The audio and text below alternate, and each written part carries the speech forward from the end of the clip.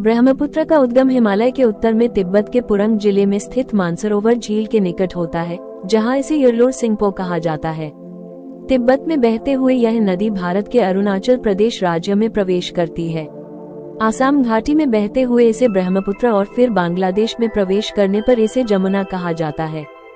Hello दोस्तों, नमस्ते। आप देख रहे हैं आपका अपना चैनल दीक्षा स्टडी। स्वागत है आप सभी का। दोस्तों, भारत में नदियों का इतिहास काफी पुराना रहा है। नदियों ने सदियों से अपनी पवित्रता कायम रखी है और निरंतर अपनी दिशा में बहती जा रही हैं।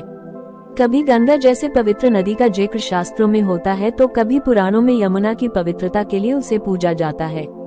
समय बदलता गया और सदियां आगे बढ़ती गई, लेकिन नदियों ने न कभी अपनी दिशा बदली और न ही अपनी पवित्रता कम की। ऐसी ही पवित्र नदियों में से एक है ब्रह्मपुत्र नदी। वास्तव में इस नदी का इतिहास और उद्गम की कहानी भी अन्य पवित्र नदियों जैसी है, जो इसे अन्य नदियों की ही तरह महत्वपूर्ण बनाती है। आइए जानें ब्रह्मपुत्र नदी के इतिहास और उत्पत्ति की कहानी क्या है। जब भी नदियों की बात सामने आती है तब भारतवर्ष की सबसे लंबी नदियों में से एक ब्रह्मपुत्र नदी भी सबसे ऊपर होती है। ये भारत की सबसे लंबी नदियों में से एक है। इसकी लंबाई 27 किलोमीटर है और यह नदी तिब्बत स्थित पवित्र मानसरोवर झील से निकलने वाली सांगपो नदी पश्चिमी कैलाश पर्वत के ढाल से नीचे उतरती है। तब इस नदी को ब्रह्मपुत्र नदी कहा जाता है। इस नदी का नाम अलग स्थानों पर अलग होता है।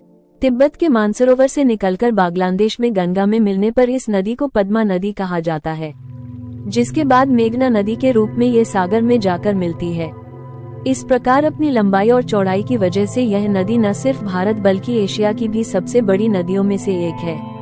विभिन्न स्थानों से बहते हुए यह नदी कुल 2906 किलोमीटर लंबी यात्रा करती है। ये नदी हिमालय में अपने स्रोत यानी कि गंगा नदी के संगम तक लगभग 1800 मील बहती है, जिसके बाद दोनों नदियों का मिश्रित पानी बंगाल की खाड़ी में गिरता है। ब्रह्मपुत्र नदी की उत्पत्ति। ब्रह्मपुत्र नदी का उद्गम स्थान हिमालय के उत्तर में तिब्बत के पुरंग जिले में स्थित मानसरोवर झील के निकट होता है।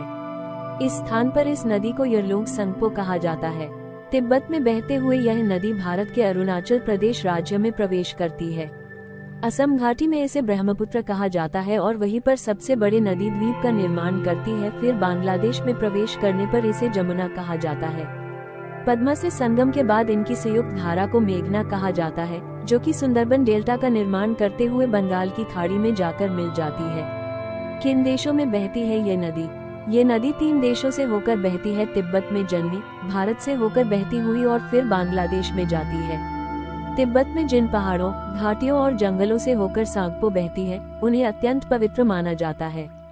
ऋषियों द्वारा लिखे गए प्राचीन तिब्बती स्क्रॉल हिमालय में गहरे अभयारण्यों या बेउल की बात करते हैं। यहाँ उम्र बढ़ने की गति धीमी हो जाती है और जानवरों और पौधों में भी चमत्कारी शक्तियाँ होती हैं। तिब्बतियों का मानना है कि इस क्षेत्र में शायद दुनिया के सबसे गहरे घाट के नीचे एक झरने के माध्यम से पृथ्वी पर स्वर्ग का द्वार शांगरीला है। इस प्रकार ब्रह्मपुत्र नदी का इतिहास काफी पुराना और रोचक है। इसके साथ ही यह भारत ही नहीं बल्कि एशिया की सबसे पवित्र नदियों में से एक है, जो वास्तव में इस नदी को और ज्यादा खास बनाती है।